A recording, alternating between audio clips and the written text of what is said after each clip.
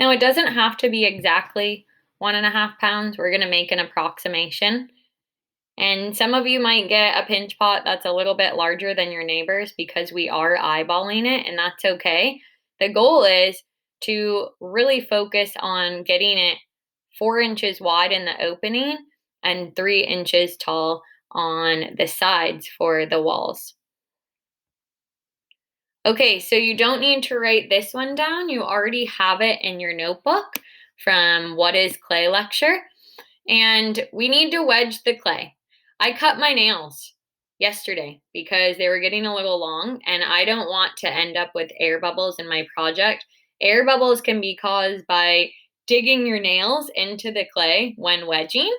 And so we want to avoid that. The other thing that we do when we wedge is we eliminate any extra moisture in the clay. And so we watched the video on wedging, and we are going to practice this because it's not something that comes naturally to most people. It's kind of like if you've made pizza, kneading pizza or bread dough. So if you have done that, you kind of have a one up on some of us.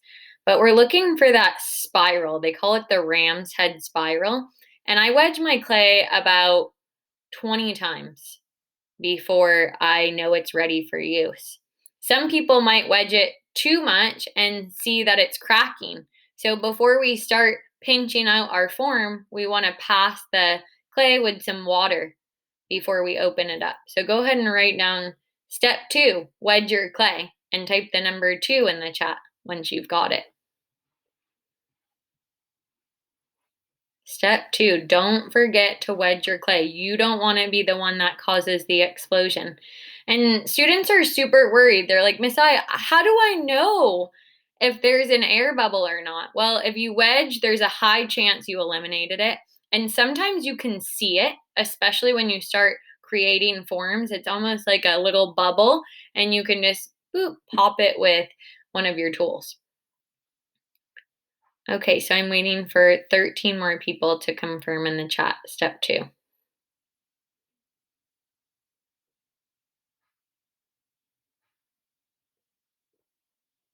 Waiting for 8 more people.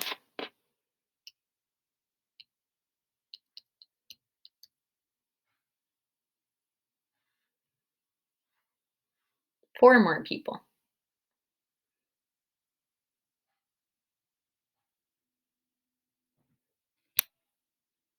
Just a reminder that next week after progress reports, I am going to be checking the notebook, and it's a big ticket item. So use this time wisely so you don't have to go back and make up the notes. All right, so we watched this video. I'm not going to play it again because I'd rather demonstrate it in real time tomorrow and have you guys try it then. So I'm going to skip that for now. And I'm going to go to step 3. Form the clay into a ball. Use the palms of your hands to roll the clay into a round ball.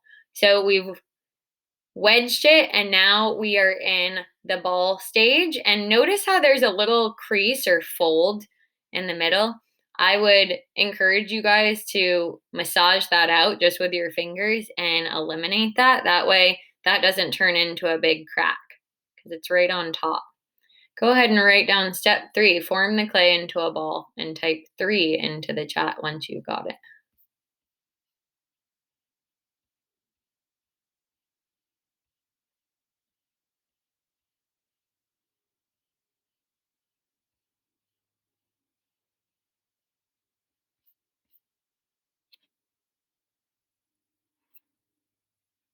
Mariana, you're an efficient note taker.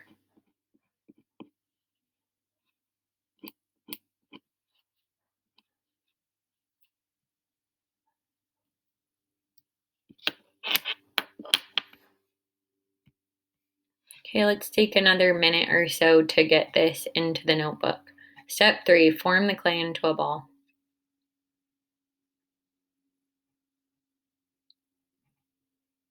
Now, if you want your clay to look more straight up and down as far as the form and less round, so this is the shape that normally most people come up with, but maybe you want it to look more like a cylinder.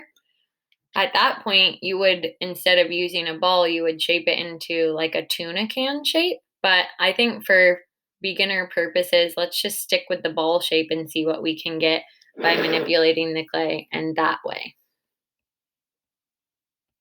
Okay, waiting for people to confirm in the chat. Step 3 is in the notebook.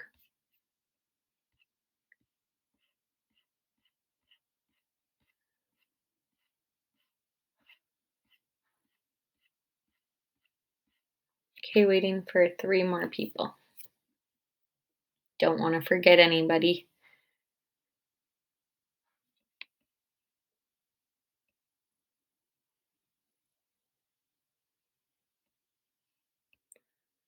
Okay, step 4. This is where we actually sink the belly button. We take that ball of clay and we find the center of the ball of clay and push our thumb down into the center. Not too hard because we don't want to poke our thumb all the way through. We're not making a planter, right? So sinking the belly button, pushing the thumb right in the center of the ball of clay. Go ahead and write down the entire slide, including the sentence below, for step 4, and then put the number 4 into the chat.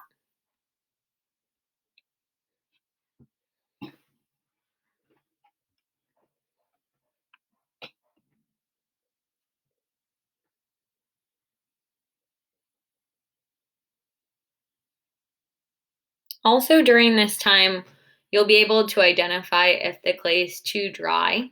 So sometimes when we handle it during the wedging process and also creating that ball shape, the clay can get really dry, especially if you're working outside and it's exposed to air more frequently than if you're inside.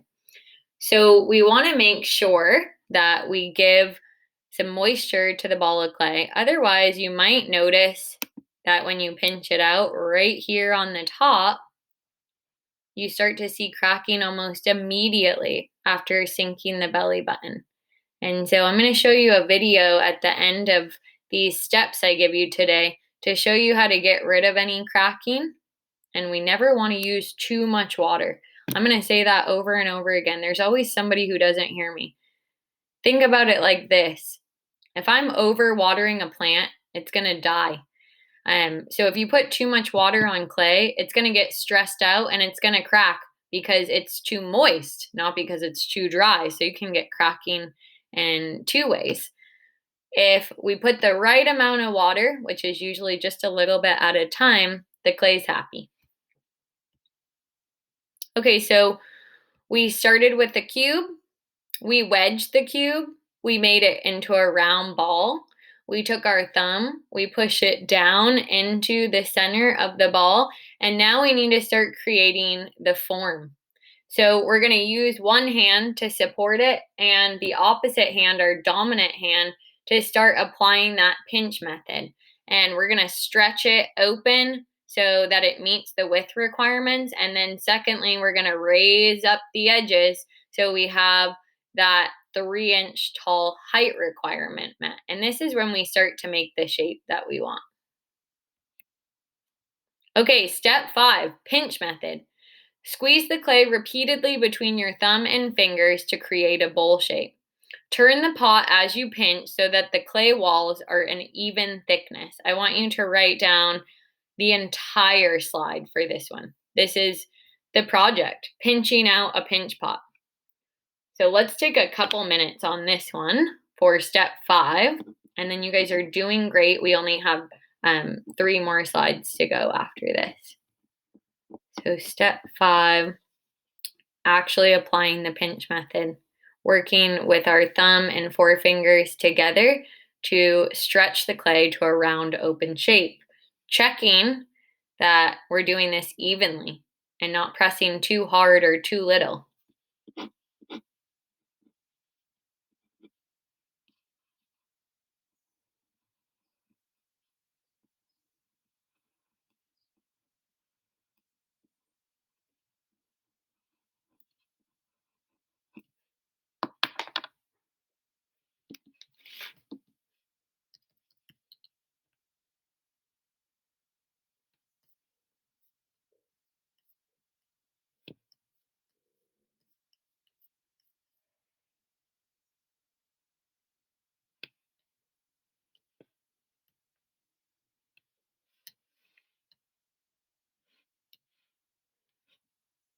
Once you've got that note in both sentences, including the little note down below, go ahead and type step 5 in the chat. So, how do we know if it's the right amount of pressure? Moses asked. That's a really good question. So, it's based on feeling. So, you're going to have a sensory experience. And when you're pinching, you'll feel if you pinch too much in a certain area because it will be thin, or if you've pinched too little because that area will be thick. Sometimes when I'm doing a pinch pot, I'm not even looking at it. I'm looking straight ahead and I'm just going off touch. So that's a really great question.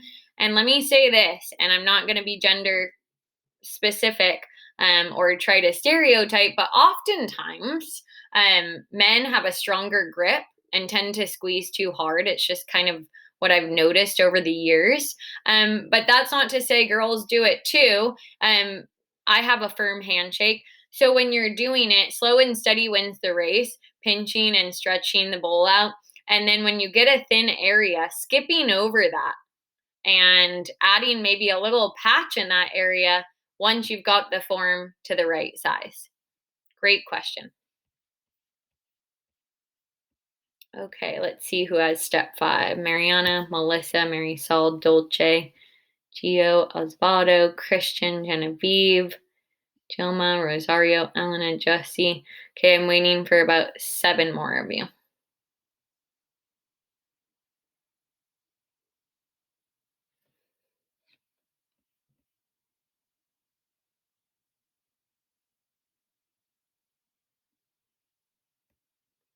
Okay, step 6, bottom check. The bottom of your pinch pot needs to be a little bit thicker than the sides, and that's because it's the base.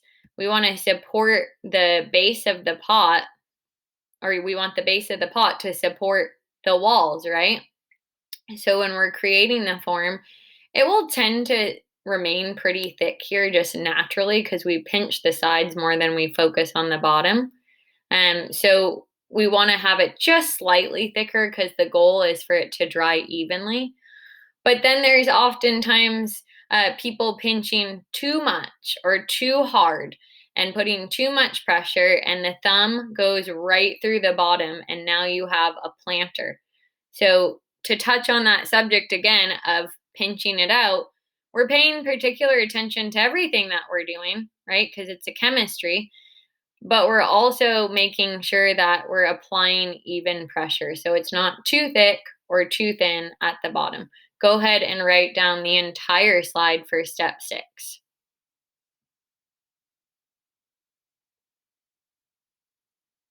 Once you have step 6, type step 6 into the chat. Let's take a couple minutes to get this one down.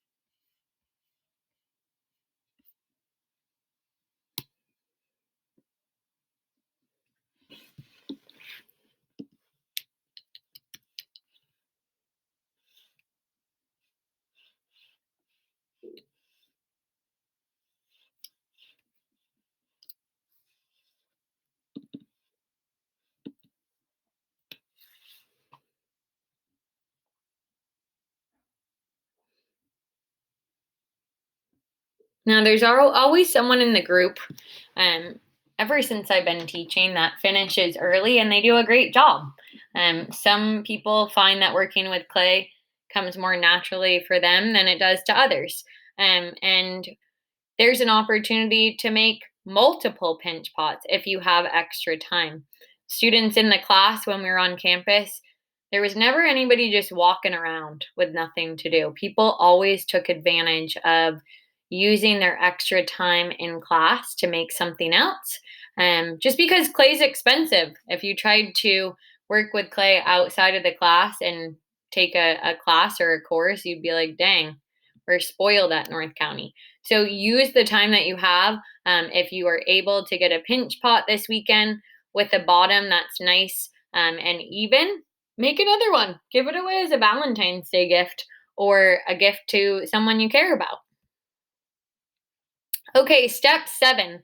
This is where I want you to be at the start of Tuesday's class.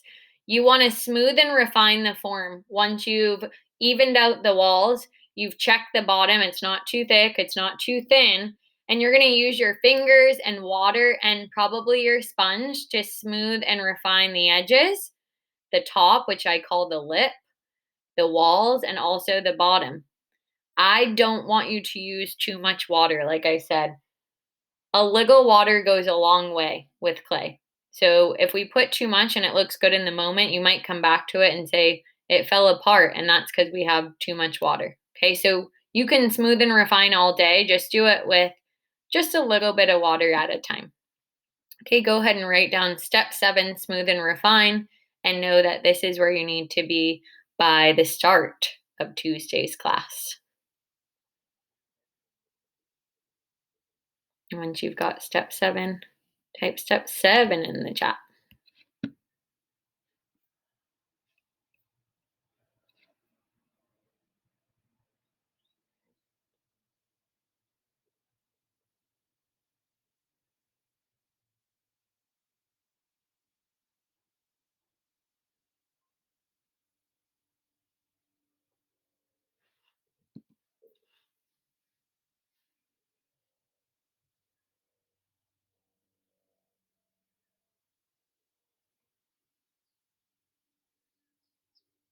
Now, this is where you're going to be pretty stoked if you are taking the time and putting in the time. You're going to be like, but Miss I love the way it looks when it's smooth and I've refined it.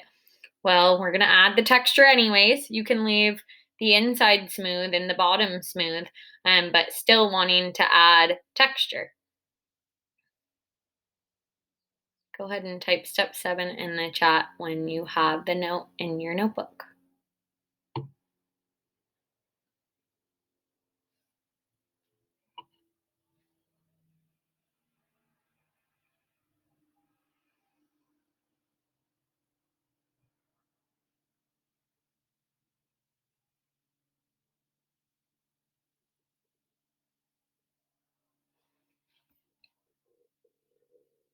Okay, waiting for about 4 more people.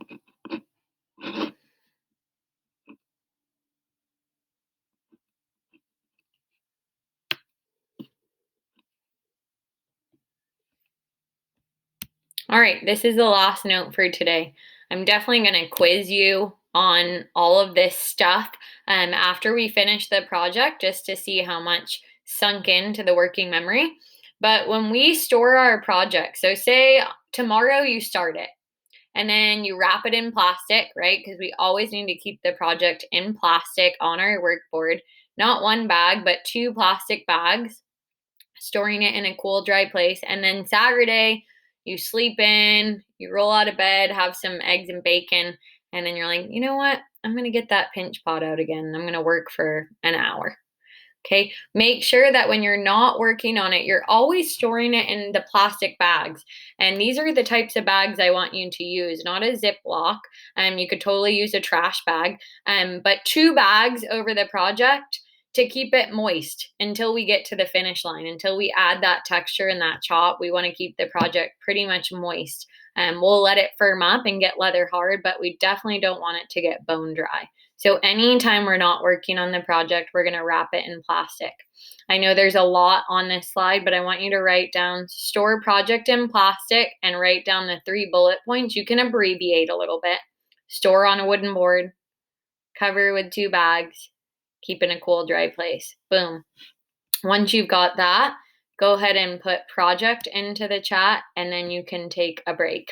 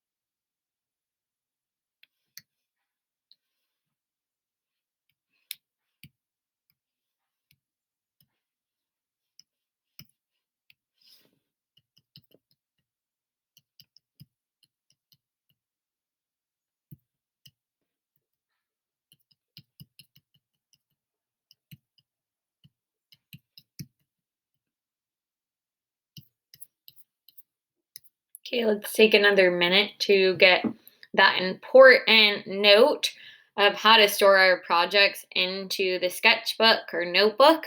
And then we are taking a pencil break.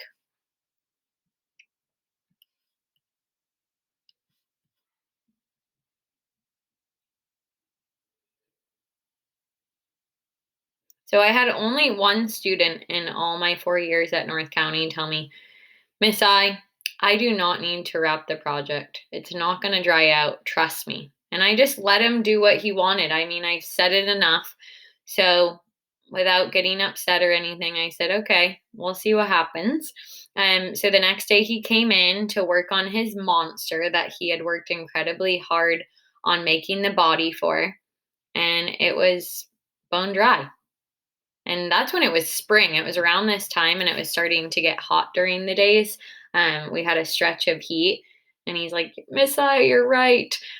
So he wasn't being disrespectful or anything. He just thought that maybe it wouldn't dry. But sure enough, it did. So that's why we wrapped the project so that we can get them the way that we like them prior to them drying out.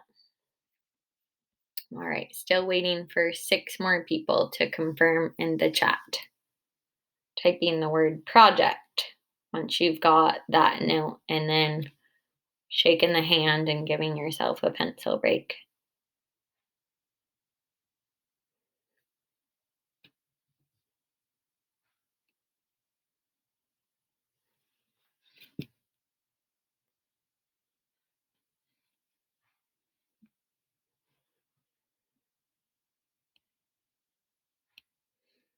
All right, so this video is a great tutorial. It's a short video. It basically covers everything that I just said.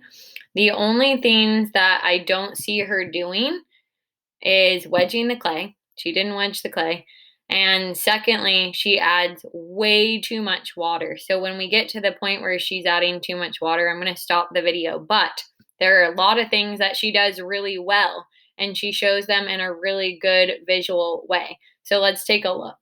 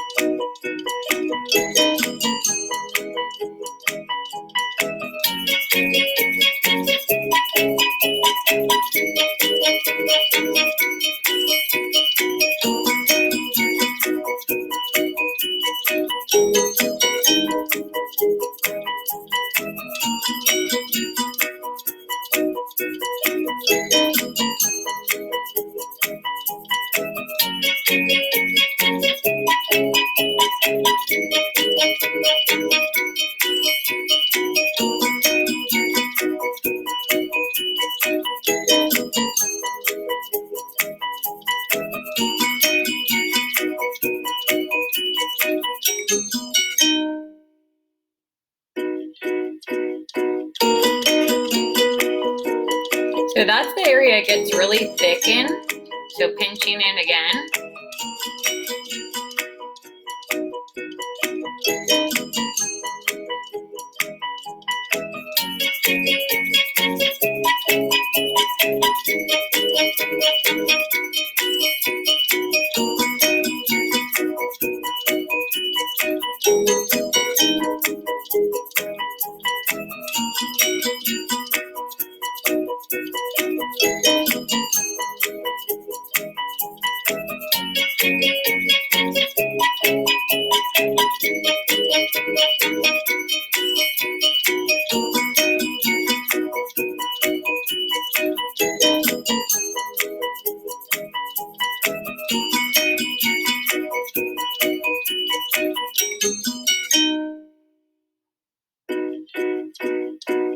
So this is to level out the top so it's even. That's a great trick. Also on the bottom, so it is flat when you try to balance it with the coil. Okay, that's not too bad, but then she just drenches it, which I don't want you to do. too much water, so I'm going to stop it there. Okay, so first 7 steps, she articulates really well, and we are going to be needing the studio set up tomorrow, sketch done, plan in place on the design for your pinch pot, how you're going to achieve texture, the things you're going to need from home tomorrow: apron, bucket for water, not going to use the slip tomorrow, rag, and sponge. You'll also need your tools, your bag of clay, and if you have one, a spray bottle to mist your clay with water. So I'm going to give you some work time right now to get things done. There are 10 of you that need to do the read, write, respond, or finish it. Maybe you started. And I'm not so sure how many people need to do quiz 1. I don't think it's very many as of now, maybe 3. If you're done with that, you're going to turn in the Pinterest. There are a couple people that still needed to do the Pinterest account. And if you're not sure if you have the Pinboard links properly embedded, go back and check. Make sure you have 5 images for each Pinboard. And then lastly, you're going to work on the assignment that's not late yet. It's due tomorrow at 9 a.m. So that pinch pot planning sketch, making sure that you're writing side notes to tell me how you plan to incorporate the texture in each aspect of the design.